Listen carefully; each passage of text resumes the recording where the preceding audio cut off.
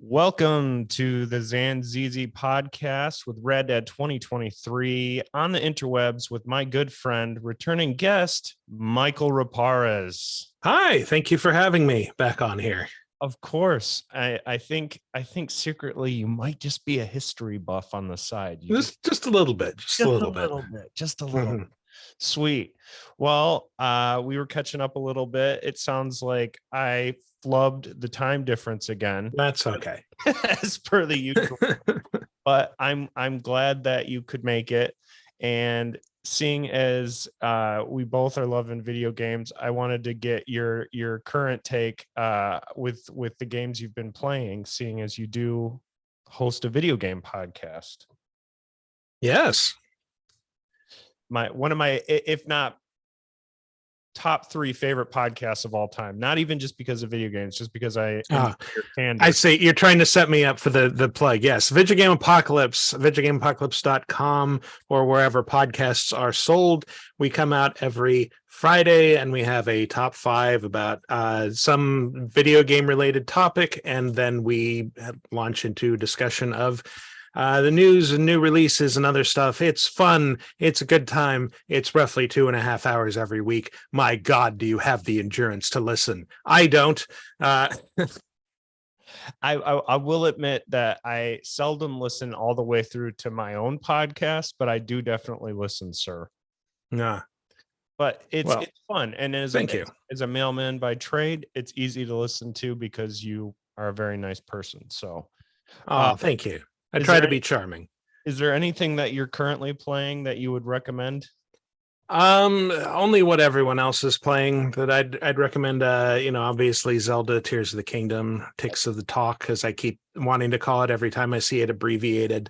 Final Fantasy 16 is unexpectedly very good, and I just kind of go between those two things right now.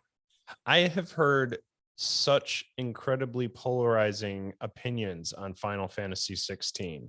It's crazy. In the same family, much like the Civil War, brothers divided, torn asunder. One brother says greatest Final Fantasy game he may possibly have played in his top 3. Other says lowest, do not appreciate, do not like, will fight for the South, that sort of thing. But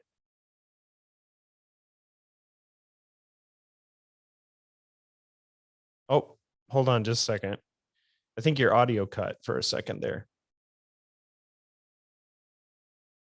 Oh.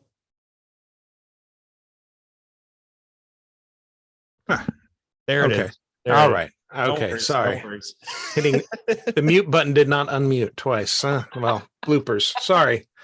I'm normally more professional than this. No, you are. You're great. You're fine. Trying to move the mic in front of my face and then realize, like, oh, this is on video. I should probably be visible. Sorry. But yeah, I think it tends to differ depending on where in the story you are. Like, for me, it was sort of like a low interest to high interest after, getting in a few hours. And then I've heard from people later on in the story where I saw somebody saying, like, this is just entering Kingdom Hearts territory. I don't like this anymore. And it's like, well, what do you mean Kingdom Hearts? You mean like really lore dense? You mean like, I haven't played a lot of Kingdom Hearts games, but long meditations on the meaning of the soul. What is this exactly? What's the complaint? I get that. I get that. Personally, I have been so into Diablo 4. It has been an interesting time, especially for me with that game, because I wasn't expecting to love it as much as I do, but it's just been a time sink, which is generally how those Blizzard games go.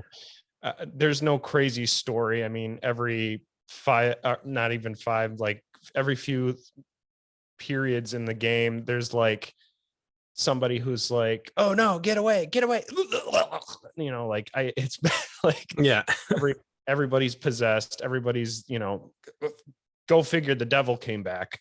It's crazy. Yeah, it's happened for the 4th time. So. Yeah, I did like that swerve at the beginning that they pull on you, but I don't want to spoil anything. But I went into Diablo 4 expecting like, okay, I'm going to play on PC. It's going to be very clicky. and then realizing like this actually works really well with a controller. They learned a lot with Diablo 3. Yeah, and yeah, playing as a barbarian, not getting very far. Played to about the point where I think you get to the first city, and then all of a sudden your wonderful solitary world fills up with other players. And then you go out into the wilderness and you wander around and you try to kill a monster, and then another more powerful player swoops in and kills your monster before you can finish the job. Uh, it's fun. Diablo 4 is fun. I think this time around I appreciated the community aspect a bit more than maybe say I did with 3 when I was expecting more of 2. If you get my drift, it was a bit of a adjustment, but I am having fun, and games are about having fun. So please, as Michael said, check out Video Game Apocalypse. They rule Thank you. the school. So today's episode, we are going to be focusing on presidential family members. Now, I first got into the idea of covering this mostly because I had heard a episode of The Dollop where specifically there was an episode on Billy Carter, and I wanted to delve into that. In fact, I'll save the info on him for the last character that we're going to talk about. But first off, spoiler alert for a future episode on America's 26th president, Theodore Roosevelt Jr., a very, very charismatic individual, gregarious and loud and toothy smiley. And but he had his own large family, 6 children, which is, I mean, granted, at the time that was probably still even considered small in most rural towns. He advocated for every woman in America at the time, at the turn of the 20th century, to bear at least 4. So, oh wow, very progressive, down from the usual 12. We need a whole small army, Martha. No, Teddy Roosevelt was an interesting guy. Like, you know, you find out he had this very rustic image that he cultivated, and like, you know, in American school you learn about like the Rough Riders and then the presidency, and he rode on the Wright brothers plane and he said bully, absolutely bully afterward. But then you find out like, yeah, he was Secretary of the Navy. Right. He made a bunch of trips by stagecoach out into like the American Southwest and the Far West, and just like, you know, camped out and hunted, and yeah, he was just a really rugged guy. And I think he had, did he have polio or something? There was something like some childhood malady that he had to overcome. He had dyslexia and ADHD. I mean, yes, he also had asthma. You're right. Yeah. Okay, that was it.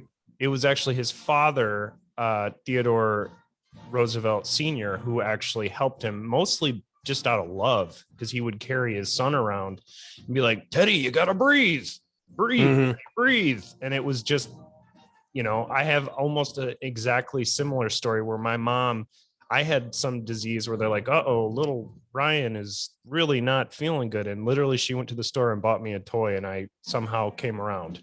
It's like, no joke, it comes from compassion in the heart, and it realistically, you have to be a good parent. Bad parenting has its own severe qualities. And you mentioned the Wright brothers plane. I almost want to do a full episode on the Wright brothers, but that particular flight that Teddy took, the pilot had to tell him to stop waving at crowds because he almost made the plane crash. Oh, jeez. But anyway, his eldest daughter, Alice Roosevelt Longford, I think she ended up marrying a senator later on, following the 1901 assassination of President William McKinley in Buffalo. Her father took office, an event that she greeted with sheer rapture. Actually, he was VP at the time. So yes, it was when McKinley was shot, assassinated. He was one of those presidents that came into it by accident, if you want to call it that. You know, one of the few, I guess the only one I can think of off the top of my head would be Gerald R. Ford, but he wasn't even VP at the time. So as I said, Alice was this beautiful 17-year-old girl. She became a huge celebrity at the time. She was a fashion icon at age 17.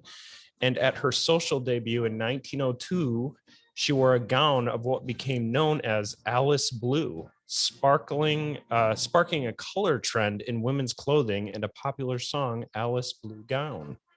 Huh. And now that's all completely evaporated. I've never heard of this before. Yeah. I was going to say, like, oh yes, Alice Blue. We all know that color, but no. You I'm mean sorry. the Puff Daddy song from the 90s featuring Mace? So in the public, Alice was the center of attention in the social context of her father's presidency, and she thrived on the attention, even as she chafed at some of the restrictions such attention placed on her. In this, Alice resembled her father. She later said of Theodore, quote, "He wants to be the bride at every wedding and the corpse at every funeral and the baby at every christening." I think very complicated set of disguises. Everybody move that corpse. I need to take its place. Yeah. It's me, Teddy. Ha! Just this guy popping out of casket. Mm-hmm. Yeah. I love that you have to imagine when somebody who's so gregarious has a child that if anybody's going to take the piss out of them, it's definitely going to be their oldest daughter. Oh, of course. Her outspokenness and antics won the hearts of the American people, who nicknamed her Princess Alice. In fact, she was dubbed that. She later on went on a trip to Japan, and it was like this big deal. Specifically at the time, is I believe Russia and Japan were in some sort of a long-term skirmish. Mm-hmm. Alice was known, and this is where it gets interesting, for breaking many social norms of her era. The Journal des Débats in Paris noted that in 15 months, Alice Roosevelt had attended 407 dinners, 350 balls, and 300 parties. I don't even think I've been into that 5% of that many parties in my life. I'm wondering, like, do you think she had like a double that she sent out to some of these things? Like I have to put in an appearance, but I don't want to go. She just streaks right through, grabs a Kool-Aid. Yeah, like, probably. Yeah, show up for 15 minutes to be polite and then jet off to the next one. Oh, huzzah! Let me have a little, socialite drink. Bye. Mm-hmm. One paper alleged that she had stripped down to her lingerie at a drunken orgy held at Newport, Rhode Island. Hey, you know what? Get it. Be free. Sure. What year was this? 1902. So wow. Yeah, 1902 orgy. Everything's in fast motion as they're filming at weird speeds. Yeah, I got nothing. I can only imagine. So as this was a Newport, Rhode Island mansion, and she danced atop a table in this lingerie, a story that proved to be false. How disappointing. I know. She smoked cigarettes in public, rode in cars with men, stayed out late partying, kept a pet snake named Emily Spinach. Emily, good name. Yeah. Emily after her spinster aunt, and spinach for its green color. Mm-hmm. She kept this pet in the White House, actually, and was seen placing bets with a bookie. Wow. Yeah. A very, very an outrageous behavior for a woman in 1902. Yeah. I kind of love that, though. Yeah. And I love, we were talking about Teddy. I know Teddy is specifically during this time, he made the kids promise that whenever they played hide and go seek, he would have to be it, even in the White House, even as he was president. Which is kind of just endears me more to him. Yeah. Well, the hiding is more fun anyway. So right. Letting your kids enjoy the game to the fullest. And I agree. On May 11th, 1908, Alice amused herself in the Capitol's gallery at the House of Representatives by placing a tack on the chair of an unknown middle-aged and dignified gentleman. Upon encountering the attack, quote, like the burst of a bubble on the fountain, like the bolt from the blue, like the ball from the cannon, the unfortunate fellow leapt up in pain and surprise while she looked away. Mm. You know what? We should be putting more tax on these people's Yes. stiff ass politicians' seats just to get a rise out of them. A chicken in every pot, a tack on every seat. Why not? That also is, it's like, you know, you see these old timey news reports where it's just like, yeah, that is like the most cliche childhood prank, and someone's writing about it in very breathless terms, and people are reading about this and thinking like, oh, scandalous. Or I just like the days before radio. Yeah, well, or listening to say an uncle read the paper and talk about this, and then like the 3-toothed Southern boy looking at his uncle and saying, "Gee, you know, they're just like us, ain't they, Uncle Jimmy?" You know, them celebrities. What I reads about in Us Weekly. Princess Alice is a lot like my pet squirrel, Charles. He's always putting tax on my chair too. Oh boy. So the 1902 studio. Okay, so there's a really great picture. If you follow our Instagram, I'm gonna post it on there. ZNZZ podcast on Instagram. Once a White House visitor commented on Alice's frequent interruptions to the president's office, often to offer political advice. And the exhausted president, our dear Teddy, commented to his friend, author Owen Wister, after she interrupted their conversation for the third time, and he threatened to throw her out the window. Quote, "I can either run the country or I can attend to Alice, but I cannot possibly do both." So she was hateful. Yeah, both seem like big attention sinks, I guess. I would, yes. Yep. All the kids were, and right down to his youngest son, who actually sadly died in World War I. He was a job. I think his name was Quincy. Died in enemy territory. Sad little final chapter to his legacy. Yeah. Well, lots of the biggest, you know, larger than life presidents have that tragedy around them. Like you know, Lincoln, same thing. I think he lost a son before he died, and it's part of what made his wife develop mental problems. That's true. And then I think their oldest son was the one who was specifically in charge, because after Lincoln, Abraham was assassinated, the mother was pretty inconsolable, and I think it's Robert Todd Lincoln had basically made the decision that Mary had to go to the home at the time. Have had some grossly incorrect name for the time, so we'll just call it a home. Yeah. But the sanatorium, the insane Looney Tune cartoon, Elliot Roosevelt, Franklin Delano Roosevelt's son. Now this is interesting to me. Obviously FDR is a future episode, and a super fascinating president as a whole, just basically from his terms and when he would have served during World War II, and his relationship with Winston Churchill, which is quite fascinating if you fall down a little YouTube rabbit hole. But as his son Elliot, as a reconnaissance commander, Roosevelt pioneered new techniques in night photography and meteorological data gathering. But his claims to a distinguished record on combat missions have been largely discounted.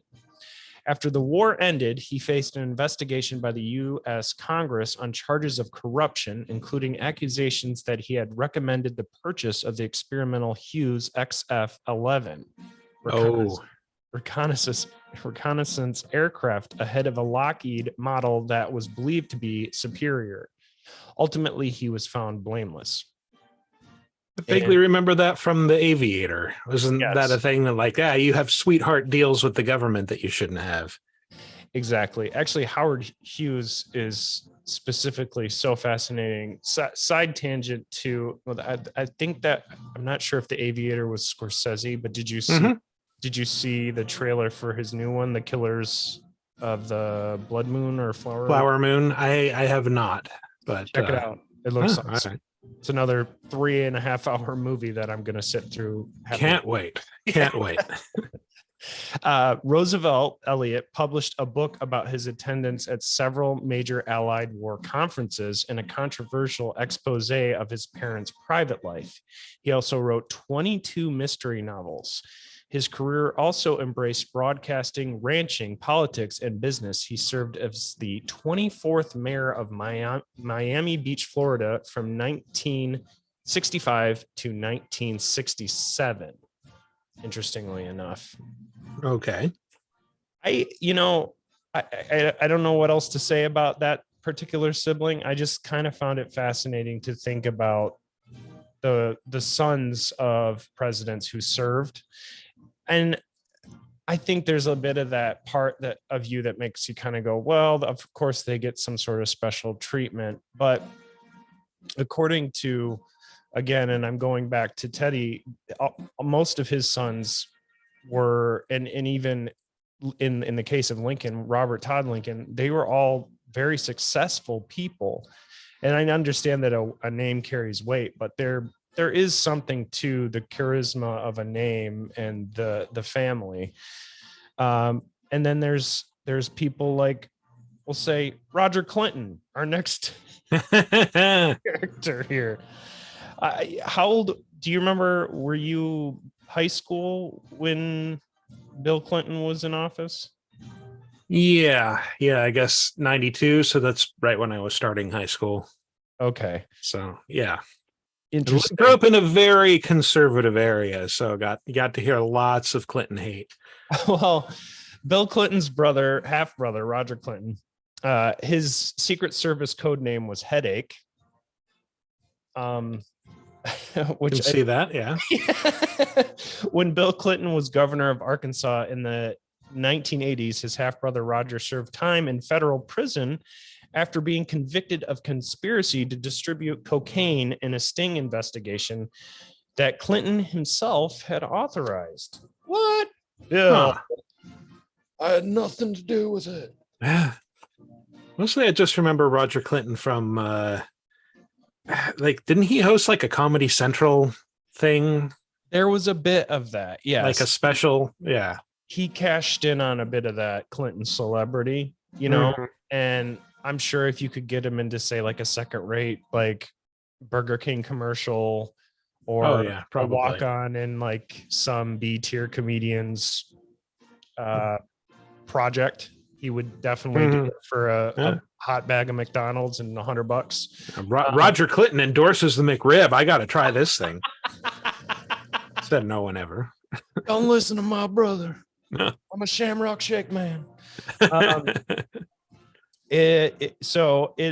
When Clinton left the White House, it emerged that Roger too had lobbied for pardons, in addition to the one his brother granted him for his drug conviction. And in 2001, he was arrested on drunk driving charges. And oh dear, yeah, don't do that. No, don't do that. That's bad, guys. This is just your daily reminder. Uber, or Lyft. It doesn't matter. Just or cabs. I hear those are coming back. Just normal ass taxis. You know what? Fuck Apple Plus. Newsboys are coming back. Newsies.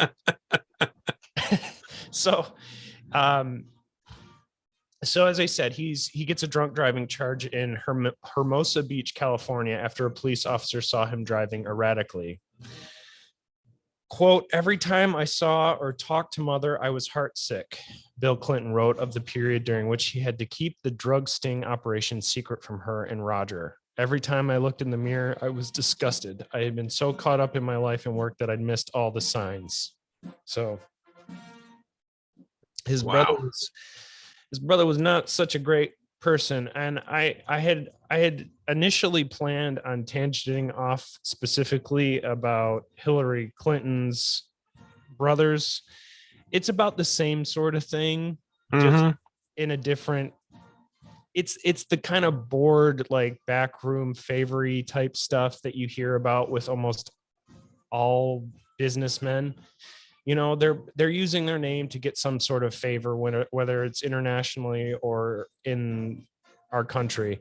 And not only were they, the Rodhams specifically, doing shady deals, but there was also the same type of stuff with addictions, and it's the same story. And even Obama had like a half uncle from Kenya who was like caught on a drunk driving thing, and it's like, I'm Obama's uncle, and it's like, shut up, don't drive drunk. Right. Again, there's your reminder. What is it with the ruling class and drunk driving and cocaine? Cocaine. I guess there's lots of pressures when you get to that level. Yeah. I think it's the idea of, I'm going to get away with it. I can just flash my ID and they'll see, wait a minute, Lincoln, Zach Lincoln, like, go ahead, sir. And then you just slowly drive your car off a cliff or whatever, because you're so inebriated. And it's a Model T, so it goes like 15 miles an hour. Zachariah Roosevelt. All right, Donald Nixon, or Richard Nixon's brother. This is another interesting character. So I am so excited to eventually get in, obviously, about Nixon and Watergate. I think there's some saving graces to Nixon in retrospect. As a history guy, like, obviously extending an olive branch to China at the time was a good idea. And I'm all for communication between like high level leaders of internationally, like of countries and everything like that. I think it's important to communicate and to hopefully, if you can help out your country and our country, and we can make some sort of agreement and help the environment. Speaking again, Teddy Roosevelt, major conservationists. This is one of the reasons we have so many state parks. In January 1957, Howard Hughes lent Nixon, this is Don Nixon, $205,000 to bail out his Nixon's Drive-In restaurant in Whittier, California. Interesting. Wow. I'm just trying to imagine that transaction. Howard Hughes investing in a burger chain. I also failing. Love that the names of some of these people are just going to be commonly coming back up. Like we just talked about Howard Hughes a second ago, and here he comes like, oh, crazy Howard Hughes, like, yep. Having Kleenex boxes on his feet, urine in jars, giving $250K to Nixon's brother. Not his best moments. No. Questions about whether this was a political favor dogged Richard Nixon during his campaign for president, and later when he sought the governorship of California. So Nixon was not a huge fan of his brother.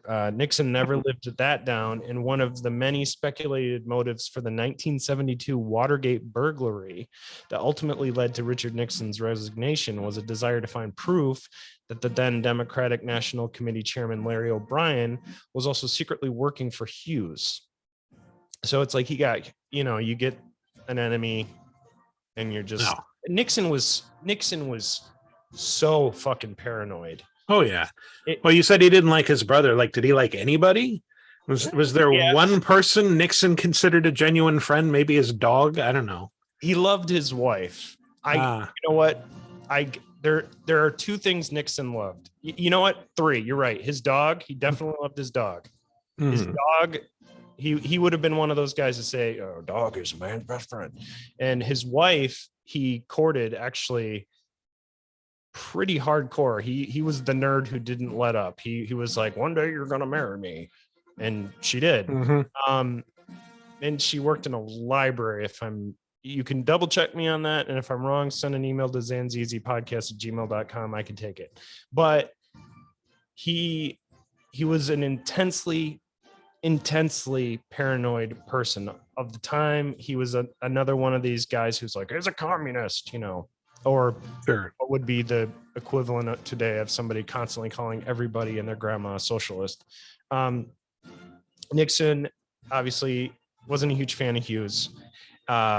John H. Meyer, one of Hughes' former business advisors, in collaboration with former Vice President Hubert Humphrey and others, was using Donald, this is the brother again, Donald Nixon, to feed misinformation to his brother, the president. Meyer told Donald that he was sure the Democrats would win the election since they had a lot of information on Richard Nixon's illicit dealings with Howard Hughes, which had never been released, and that Larry O'Brien had the information. And now, after becoming the US president, Richard Nixon sent a White House investigator, Anthony Ulasewicz, what is to say, Tony Lesowich, maybe. Yeah, that sounds right. To rescue thank you, sir. To rescue Donald Nixon's son, Donald Nixon Jr., from a hippie commune in the California mountains. Those goddamn hippies. I that doesn't surprise me. No. Political columnist Jack Anderson revealed the incident in his column of June 21st, 1973, and wrote of Ulasewicz, the burly former private eye persuaded Donald to trim his hair and to return home, and reported that the White House aide John Ehrlichman. You're good. You're better at pronouncing. I studied German for a little while. Ehrlichman, but yeah. Thank you.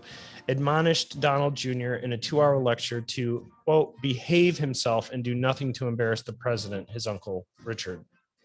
In 1974, the staff of the Senate Watergate Committee disclosed additional information to support the charge that Charles Rebozo gave or lent part of a $100,000 campaign contribution to President Nixon's personal secretary, Rosemary Woods, and to Nixon's brothers, Donald and Edward Nixon.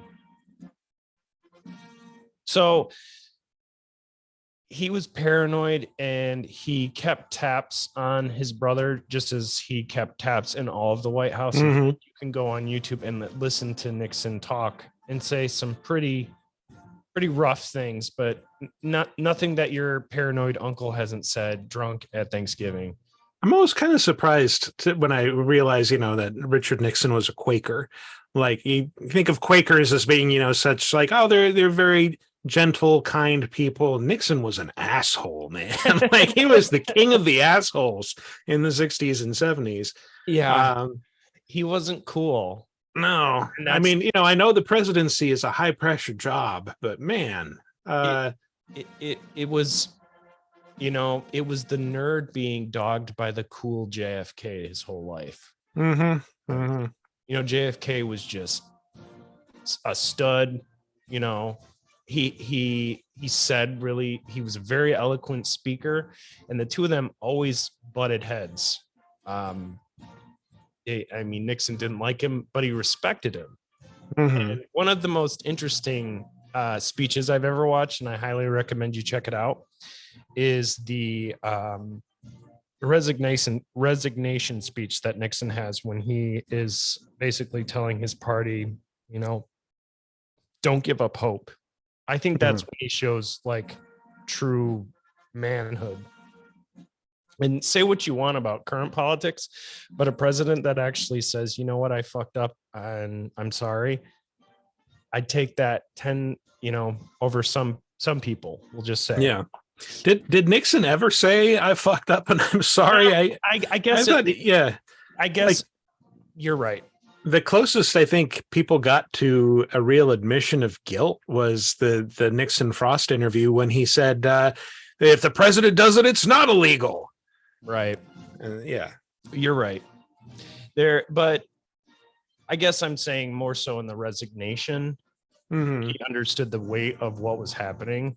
Yeah. So regardless of admission, you're having an admission of some sort of like, this isn't a movable object and I have to step away. Yeah. So again, I have to say, if that's the best we're going to get out of our politicians, thank you. Fine, I guess. It's like I'm a half glass full guy, so it's just in my nature to think that way, I guess. And all right, so this is our last guy that we're going to cover today. All right. That we're getting finally to Billy Carter. Oh man, Interesting fella. let's open a can of Billy beer I've There had you sitting go. around since the 70s. Yep. We elected the wrong Carter.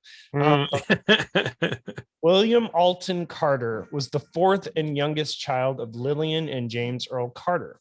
Billy Carter attended Emory University, served in the United States Marine Corps, and later worked in the Carter family's peanut business. Peanuts. Yeah. What are your favorite type of nuts? I've always been partial to cashews, although I think those are technically a legume. Pistachios, I guess.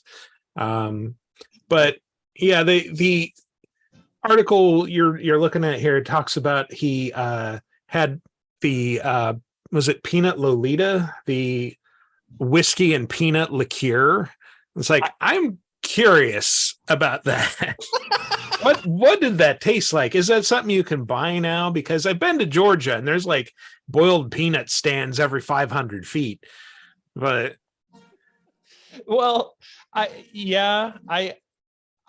can't imagine. And you know, when I did drink, I specifically remember trying a few things and thinking they were going to be god awful. So I'm always surprised. I mean, as a little boy, I was like, mushrooms, those are disgusting. Now I can't get enough of them. People's taste buds tend to mature. But then there are certain things that I just can't do. And I get that. And a liqueur, I don't know. I mean, I guess I never thought barley was going to be the main ingredient of beer, but here we are. Yeah. Peanut liqueur is just why? It's probably delicious. What do I know? I gotta say walnuts also. Never liked walnuts. They were always just bland and waxy. All right. Yeah. I understand. So in 1970, Billy Carter was managing partner and 15% owner of the Carter family's peanut business. By 1976, Billy, this is pretty good, had increased revenues to $5 million per year. Wow, it's pretty good for a peanut farm, I would say. In 1972, Billy Carter purchased a gas and service station in Plains. He owned and operated it for most of the decade. At its peak, he sold 2,000 cases of beer a month and more than 40,000 gallons of gas. Later, as a note, in 2009, the gas station became the Billy Carter Service Station Museum via the University of Georgia. So is service station like that houses a museum to Billy Carter, or is Billy Carter maintaining a service station museum at a service station? Like it's about the history of service stations. It's fucking gas station inception, man. Put a gas station museum in the gas station. Oh God. I'm going to assume a Billy Carter museum, probably with lots of pictures of what you mentioned, Billy Beer. But Billy Carter ran for mayor of Plains in 1976, but lost the election, 97 to 71 votes, to A.L. Blanton, an Albany Airport air traffic controller. That name just sounds like the biggest nerd on the planet. Name's A.L. Blanton, just an air traffic controller by day. Yep. Your future mayor. Yep. All right. In the 1970s, Billy Carter was the official spokesperson for Peanut You're right. There it is. Yeah, Peanut Lolita liqueur, while his brother Jimmy Carter held presidential office. Wow. I have to wonder, did Lolita hold the same meaning then that it does now? Because I don't like the idea of a liqueur named for an underage girl. Or the was it? I want to say Russian novel. Yes. Yeah, by Nabokov. That's where the term comes from. Yeah. No, I meant the Stanley Kubrick movie. That came Oh, okay. first. No, I'm Yeah. just kidding. Nabokov wrote the novel. It was a novelization of the movie. It was very popular back then. Yeah, I prefer the Back to the Future book, not the movie. Exactly. Yeah. It's You nothing read like that. Spaceballs, the book by future R.L. Stein, then known as Jovial Bob Stein. You get all kinds of gags that weren't in the movie that are specific to the book. Fantastic. Jovial Bob Stein. Oh, yeah. Before he was the author of Goosebumps. Well, that's interesting. Am Good. I coming? Sorry, am I coming in like really loud for you? I'm notice I'm kind of peaking on that timeline here. Oh, no. You're good. You're good. Okay. All right. No, Back no to it. issues. In 1977, although a Pabst Blue Ribbon drinker, he endorsed Billy Beer, introduced by the Falls City Brewing Company, who wished to capitalize upon his colorful image as a beer drinking Southern good old boy that developed in the press when his brother ran for president.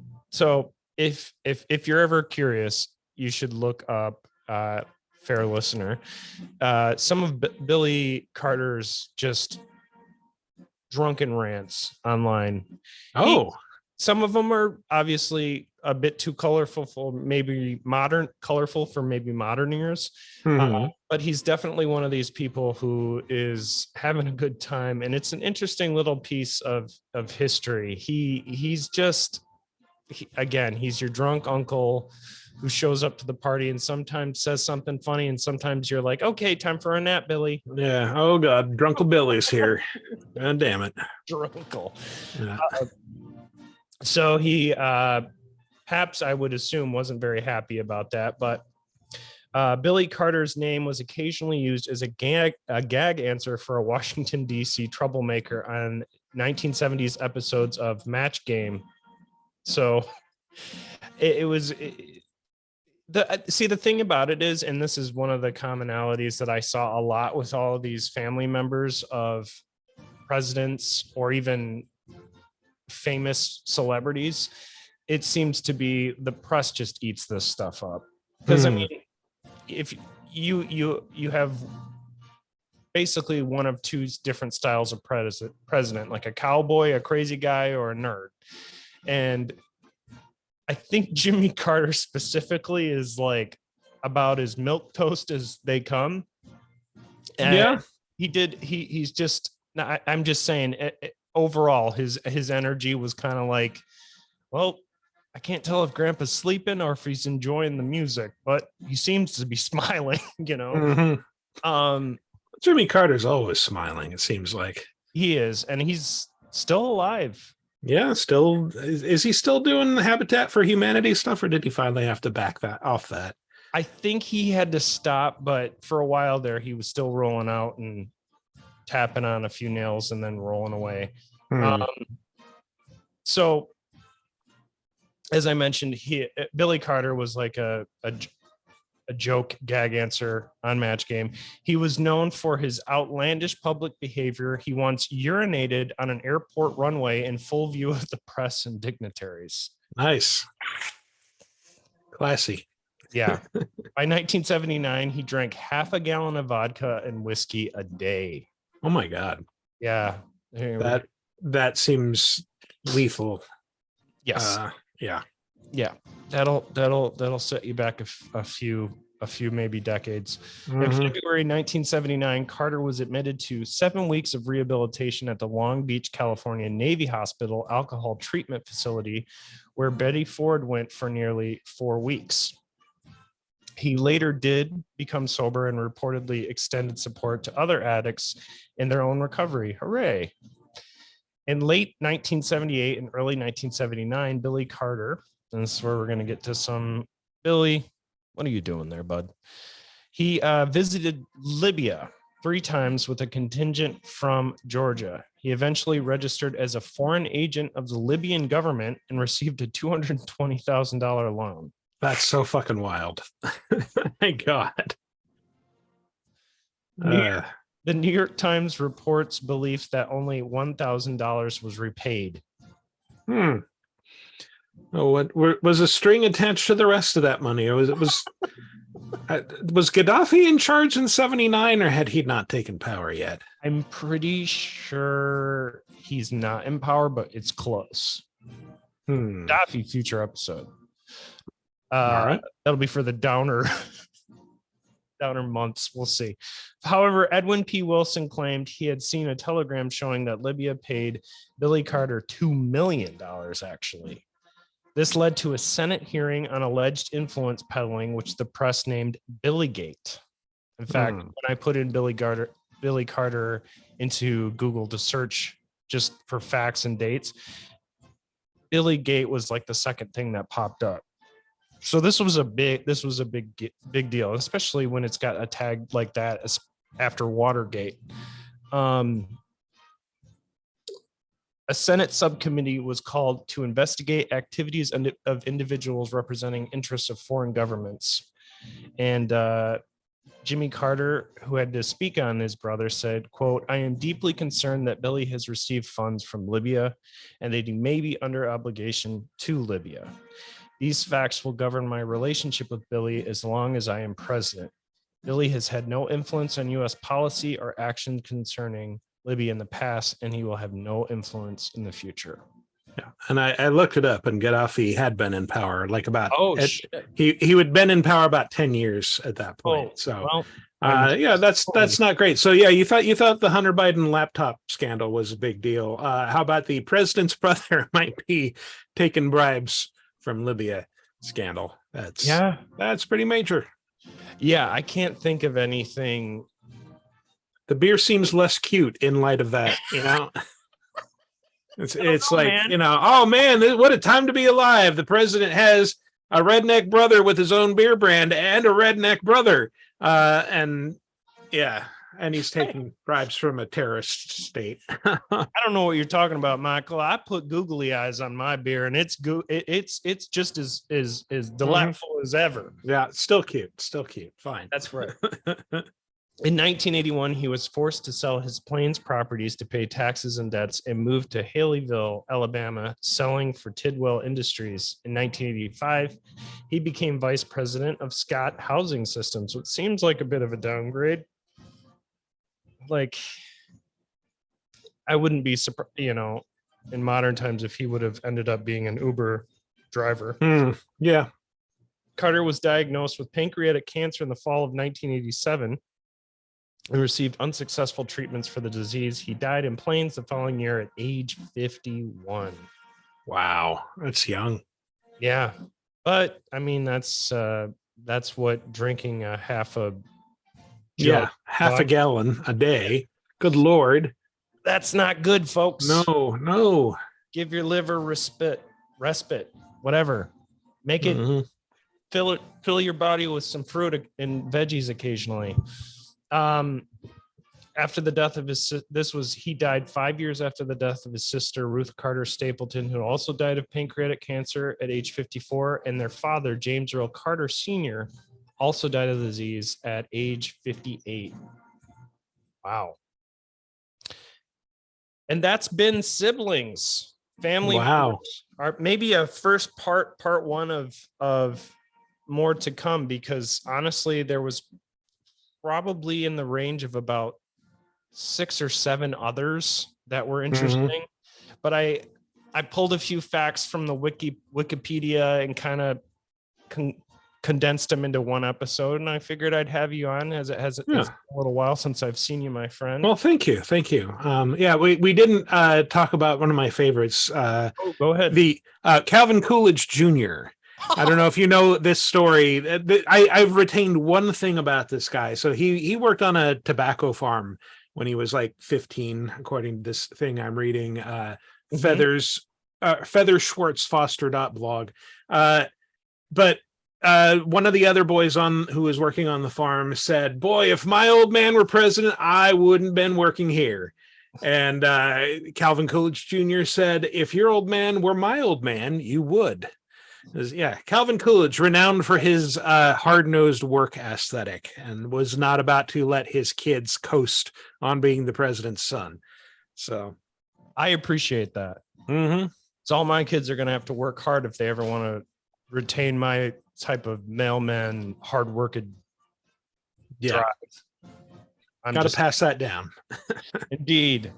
Well, it's fun to talk about this sort of stuff with you, but if anyone wants to hear your voice again, where can they find you, Michael? Oh, they can hear me again every Friday at Vigigame Apocalypse, and I am not misspelling or I'm not slurring the word video game. It is Not speaking spelled like me. now Vidja-game, Vidja game Apocalypse. It's a long ass podcast about video games. We try to keep it funny, and we have guests on. Listen to us, why don't you? Yes, do it, and learn. Thank you. Learn more. He's a great guy. He's a great follow on Twitter. Oh, thank you. Thank you. I never post anything on Twitter. Well, you used to. Sometimes I do. Every once in a while. They popped up with like 6 new social media things, and I'm like, I'm too old to do another one, man. Mhm. I hit my limit. I'll just do podcasts, and people can find them on all the different things. And if they want to hear my opinion or my fellow friends like yourself who do podcasts, they can find their podcasts. And you drop them, you said every Friday, right? Yeah, every Friday. Every Friday. Sometimes we're late. Most Fridays. Most Fridays. That's true. But you know what? That's part of a good week. You get us on Mondays and you get Michael on Fridays. And sometimes, yes, we do drop episodes on Fridays, but not to overshadow Michael, because like I said, this guy does a marathon show. Oh, thank you. Do you have anything else you'd like to throw out there or plug? Follow me on Twitter at Wikiparaz, Wikiparaz. Follow my show on Twitter at VG Apocalypse, and tune in to the Kind of Funny Games Game Daily from, I think, July 6th to hear Greg Miller get confused when he sees my name and the byline of an article. That was a fun one. Interesting. Michael. Oh, yeah. Yeah. Well, see, we all can't speak out there. We got it. So check out our show. This video will be uploaded to YouTube, so you can watch our channel on YouTube at Zan's Easy Podcast. Also, the audio, please rate and review. We have a shout out episode coming soon. We're up to about 5 shout outs that we need to do. I hear you. We're going to get on it. And also, please join the Discord, link in the description. And that has been your episode. Have a great one, guys. Perfect. Cool. Thank you. And do you want me to upload this wave, or you got it recorded on your